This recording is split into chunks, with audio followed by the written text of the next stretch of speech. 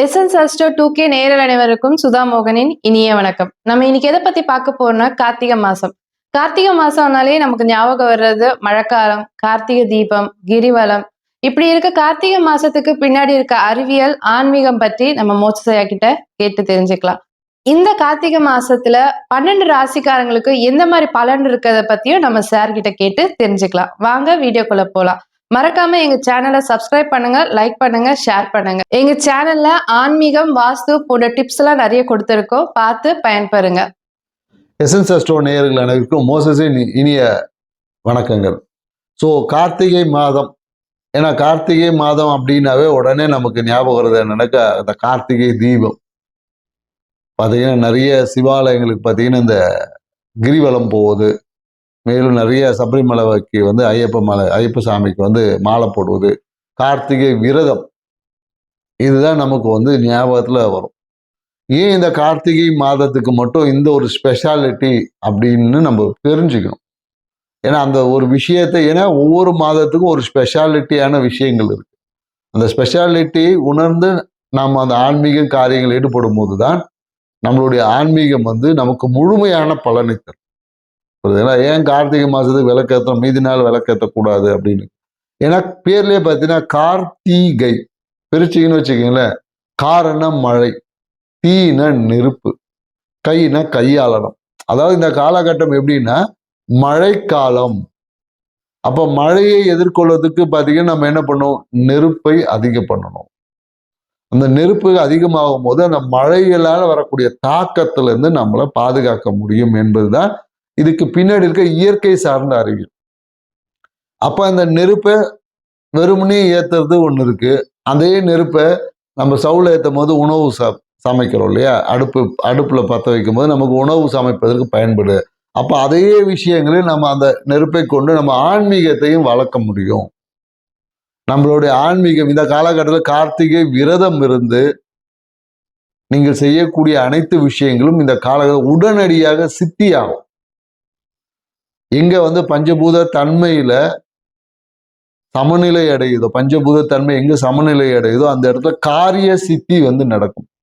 குறிப்பா என்னன்னாக்கா அக்னியை மூட்டி செய்யக்கூடிய விஷயங்களும் சித்தி அடையும். ஏன்னா அக்னி ஒரு இடத்துல நல்லா இருக்கும் போது அதை வந்து அந்த காரியத்தை செயல்படுத்தக்கூடிய ஆற்றல் உதவும். அதனாலதான் நமக்கு திருமணத்தப்ப பார்த்தீங்கன்னா அக்னியை சாட்சியா வச்சு திருமணம் பண்ணுவாங்க. நம்ம ஆன்மீகம் எல்லாமே கேட்டாம பூஜைக்கான வேலையே இல்லை, விளக்கேற்றி தான் நம்ம பூஜை பண்ணுவோம். அப்ப எல்லா இடத்திலும் அக்னி என்பது பிரதானமா இருக்கு. மேலும் அக்னி மட்டும்தான் பார்த்தீங்கன்னா எப்போதும் ரொம்ப தூய்மையா இருக்கிறது பார்த்தீங்கன்னா அக்னி தான்.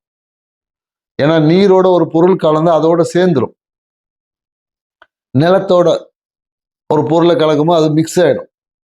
ஆனா அக்னி மட்டும்தான் என்ன பண்ணிடும், அனைத்தையும் எரித்து தன் சுய நிலையில வந்து நிற்கும். நீ என்ன குப்பையை கூட எரிச்சு தான் நிலையில வந்து நிற்கும். ஸோ அதே போலதான் இந்த மாதத்துல நம்மளோட கர்மங்களை எரித்து நம்ம ஆத்ம சுத்தி பண்ணணும். நம்ம ஆத்மாவை, நம்ம சிவத்தை செறிவா வச்சுக்கணும், மிகுந்த ஆற்றல் மிகுந்த பியூரிட்டியா வச்சுக்கணும். இந்த கார்த்திகை மாதத்துல ஒவ்வொரு ராசிக்கும் என்ன மாதிரியான நற்பலன்கள் இருக்கு அப்படின்றத நம்ம ஒவ்வொரு ராசியா பார்ப்போம். வாங்க வீடியோக்குள்ள போவோம். மிதுன ராசிக்காரங்களுக்கு இந்த கார்த்திகை மாசம் என்னென்ன நற்பலன் நடக்க போகுது, எந்தெந்த விஷயத்துல கவனமா இருக்குன்றத பத்தி நம்ம சார்கிட்ட கேட்டு தெரிஞ்சுக்கலாம். எப்பொழுதும் சுறுசுறுப்பாகவும் உற்சாகத்துடன் காணப்படக்கூடிய மிதுன ராசிக்காரர்கள் இந்த மாசம் என்ன மாதிரி ஒரு அற்புதமான பலன் நடக்க போகுது. இந்த காலங்களில் பார்த்தீங்கன்னா நிறைய பேர் புதிய தொழில் தொடங்குவாங்க. குறிப்பா என்னன்னாக்கா குடும்பம் செய்த தொழில், குடும்ப தொழில் இருக்குன்னு சொல்லுவாங்களே, அந்த குடும்ப தொழில் வந்து இந்த காலத்தில் செய்வாங்க. நிறைய பேருக்கு என்னன்னாக்கா குடும்பத்துல இருந்து தொழில் தொடங்கிறதுக்கு பணம் கிடைக்கும். குடும்பத்துல இருந்து நான் கொடுக்குறேன்பா, ஒரு தொழில் பண்ணு அப்படின்னு சொல்லி குடும்பம் வந்து புதிய தொழில் தொடங்குவதற்கான வாய்ப்புகளை, பைனான்சியல் சப்போர்ட் இந்த காலகட்டத்தில் கிடைக்கும். நிறைய பேர் புதிய தொழில் தொடங்குவாங்க. அதுவும் என்னன்னாக்கா நிறைய பேர் ட்ரேடிங் பண்றது, ஷேர் மார்க்கெட்ல எல்லாம் இந்த காலம் பண்ணுவாங்க. ஆனால் ஷேர் மார்க்கெட் பண்ணும்போது ரொம்ப கவனமா இருக்கும். மிதுன ராசிக்காரங்க ஷேர் மார்க்கெட் பண்ணும்போது ரொம்ப கவனமா இருக்கும். அப்படியே வந்த மாதிரி வரும், டக்குன்னு பார்த்தா லாஸ்ல முடிஞ்சிடும். ஸோ அதனால மிகுந்த எச்சரிக்கையோட செய்யணும். ஏன்னா 100 ரூபா லாபம் வந்துடுச்சின்னு சொல்லி அதை முடிக்கிறதுக்குள்ள 50 ரூபா நஷ்டத்துல போய் முடிஞ்சிடும். ஸோ அதனால மிகுந்த அதிகமான முதலீடு இல்லாமல் பண்ணீங்கன்னா உங்கள் வாழ்க்கை சிறப்பாக இருக்கும். மேலும் இந்த காலகட்டம் என்னன்னாக்கா, எவ்வளோதான் பணம் வந்தாலும் ஒரு பற்றாக்குறை இருக்கான்னா கண்டிப்பாக இருக்கும். பணம் வந்திருக்கும், எங்கே போச்சுன்னே தெரியாது. பாதி பேர் என்ன பண்ணுவாங்க, பணம் வந்த உடனே லோன் அடைச்சிருப்பாங்க. மருத்துவ செலவு. சில பேர் என்ன பண்ணுவாங்கன்னா, உடனே வாழ்க்கை துணை பிடுங்கிடுவாங்க. கணவனா மனைவி, ஏங்க காசு கொடுங்கன்னு சொல்லி அதான் வந்துச்சுல்ல கொடு, டக்குன்னு காசை வாங்கிடுவாங்க. சில பேர் என்னன்னாக்கா மறைமுகமாக சேமித்து வைப்பாங்க. புரியுதுங்களா? ஸோ இந்த காலகட்டத்தில் என்னன்னாக்கா, ஆஹா நம்ம கிட்ட காசு வந்தால் எல்லாம் வாங்கிடுவாங்கன்னு சொல்லிட்டு இந்த காலகட்டத்தில் என்ன பண்ணுவாங்க, உண்டியில் சேர்த்து வைக்கிற மாதிரி எங்கேயாச்சும் எடுத்துகிட்டு போய் பீரோக்கு நடுவில் துணிக்கு நடுவில் எடுத்து பணத்தை மறைத்து வைக்கக்கூடிய ஒரு காலகட்டம் ஏற்படும். சூழல் எப்படி இருக்கு, என்ன பண்ணுறது, கையில் இருந்தால் தான் பிடுங்கிடுறாங்க. அப்புறம் என்ன பண்ணுவீங்க, மறைச்சி வச்சாதான் நாளைக்கு யூஸ் ஆகும் அப்படின்ற மாதிரி எங்கேயாவது மறைமுக சேமிப்புகளை பண்ணக்கூடிய ஒரு வாய்ப்பு இந்த காலகட்டத்தில் உருவாகும். இது செய்யலாமான்னா கண்டிப்பாக செய்யணும். இதுதான் பரிகாரமே. உங்கள் கையில் இருந்துச்சுன்னா ஒன்று யாராவது கடன் வாங்கிட்டு போயிடுவாங்க, இல்லை நீங்கள் கடன் அடைப்பீங்க, இல்லை ஹாஸ்பிட்டலுக்கு எடுத்து போய் செலவு பண்ணிடுவோம். இந்த விஷயங்கள் தான் இந்த காலகட்டத்தில் உங்களை சுற்றி நடக்க போகுதுன்னா கண்டிப்பாக இது நடக்கும். ஸோ அதனால் இல்லைன்னா எடுத்துகிட்டு போய் நிறைய பேர் என்ன பண்ணுவாங்க, மொத்தத்தில் பிஸ்னஸில் இன்வெஸ்ட் பண்ணுறதுன்னு சொல்லிட்டு பெருசாக போட்டுருவாங்க பிஸ்னஸ். ஏன்னா இந்த காலகட்டத்தில் பிஸ்னஸ் தொடங்கலாமா, தொடங்கலாம். எப்படி தொடங்கணும்னா கம்மியான முதலீட்டில் தொடங்கும். முதலீடுகள் பணம் போடாமல் பிஸ்னஸ் பண்ணுறது எப்படின்ற மாதிரி ட்ரேடிங், கன்சல்டேஷன்ஸ், கவுன்சிலிங் இந்த மாதிரியான தொழில்களை தொடங்கினா சூப்பராக இருக்கும். அதில் பணம் முதலீடே இல்லை, வாய் தானே முதலீடு, நம்ம பேச்சு தான் முதலீடு. ஸோ அதனால் என்னன்னாக்கா அந்த மாதிரியான தொழில்களை தாராளமாக தொடங்கலாம்.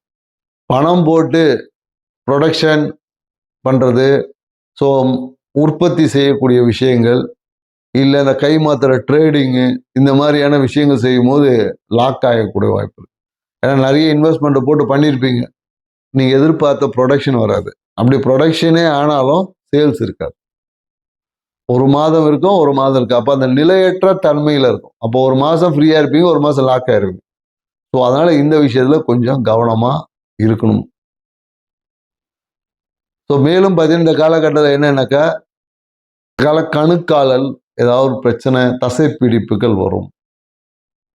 கணுக்காலில் பார்த்தீங்கன்னா நிறைய பேருக்கு இடிச்சுக்கிறது, இல்லை அங்கே ஏதாவது அடிபடுறது, தசைப்பிடிப்பு ஏற்படுவது, இல்லை இந்த லிக்மெண்டேஷன் பிரச்சனை, இல்லை எலும்பு ஸ்லிப் ஆயிடுச்சு, இந்த மாதிரியான விஷயங்கள் எல்லாமே இந்த காலகட்டத்தில் வரும். அதுக்கான ஏற்கனவே இருக்கிறவங்களும் இந்த காலத்தில் ட்ரீட்மெண்ட் போவான்னு சொல்லலாம். ஏற்கனவே எனக்கு இருக்குங்க மறுபடியும் வருமானு இந்த காலத்தில் அதுக்கான மருத்துவம் செய்வாங்க. சரியான மருத்துவம் செஞ்சு சரி செய்யக்கூடிய ஒரு தன்மை இந்த காலகட்டத்தில் வருமானா கண்டிப்பாக வரும். ஸோ மேலும் பார்த்தீங்கன்னு வச்சுங்களேன், இந்த காலகட்டத்தில் எல்லாமே முயற்சிகளில் ஒரு சிறிய கடன் ஏற்படும், இல்லை கடன் வாங்கக்கூடிய முயற்சிகளில் ஈடுபடுவீங்க. முயற்சிகளில் சிறு சிறு தடைகள் இருக்கும். எதிர்பார்த்த ஒத்துழைப்பு இந்த காலத்தில் கிடைக்காது. ஏதாவது ஒரு விஷயங்கள், சில பேர் என்னவோ வீடு கட்ட ஆரம்பிச்சிருப்பாங்க, அந்த வீட்டுக்காக ஒரு சின்ன பத்தாம ஒரு சின்ன கடன் வாங்கக்கூடிய சூழல் வரும். அதுக்காக கடன் வாங்கினது திருப்பி கேட்பாங்க. அப்போ கொடுத்த கடனை அடைக்கிறதுக்கு மறுபடியும் ஒரு கடன் வாங்கணும். இந்த மாதிரியான சிறு சிறு விஷயங்களை ஒரு அழுத்தம் இருக்கும். ஸோ ஆரம்பித்த விஷயங்களை இந்த ஒரு மாதம் கொஞ்சம் ஸ்லோவாக தான் போகும். வீடு கட்டக்கூடிய முயற்சி எந்த விஷயமா இருந்தாலும் சிறிய தடைக்கு அப்புறமா தான் போகும். அதனால என்னன்னாக்கா இந்த காலகட்டத்தில் எவ்வளோ காசு வந்தாலும் வந்தது வெளியே சொல்லாமல் ஒரு பகுதியை எடுத்து மறைச்சி வச்சிட்டிங்கன்னா உங்கள் வாழ்க்கை தேவைக்கு அது அடுத்த மாதம் பயனுள்ளதாக இருக்கும். ஸோ இதுதான் உங்களுக்கான ஒரு மிகப்பெரிய பரிகாரமே இதுதான்.